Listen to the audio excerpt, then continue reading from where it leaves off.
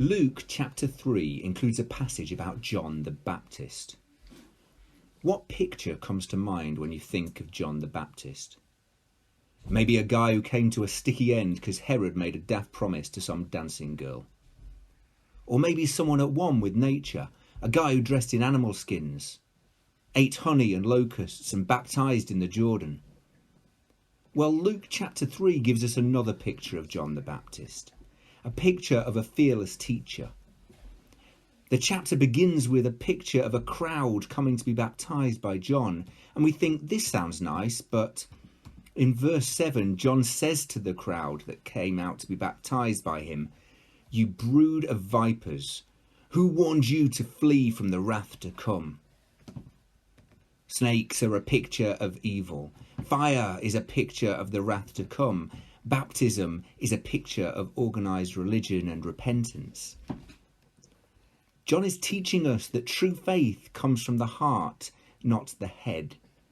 John is teaching we might sign up to faith so as to escape hell, but true faith comes from our hearts. And true faith bears fruit that benefits other people, not just you. In verse 8, John says, "Produce fruit in keeping with repentance.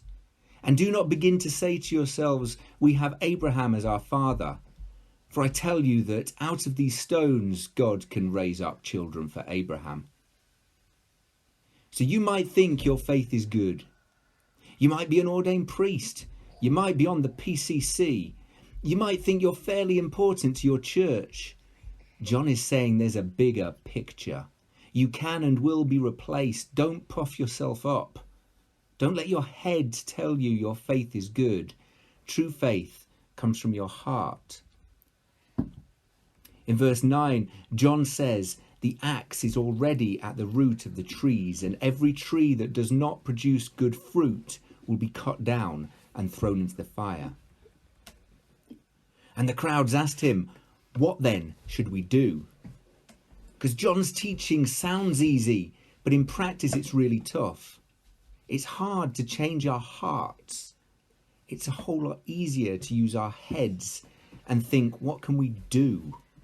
That's why people organise religions and line up for baptisms. But John's a good teacher and he understands that. So he tells them, just do the stuff that will mean you're no more puffed up than the guy beside you. So the guy next to you has a chance to bear fruit. John says anyone who has 2 shirts should share with the one who has none. And anyone who has food should do the same. True faith comes from our hearts and involves humility. John sets the bar fairly high, living at peace with nature, baptizing and teaching. It's tempting to think of easy fixes instead. John teaches us to just start by making sure we are equal with our neighbours, showing kindness and goodness.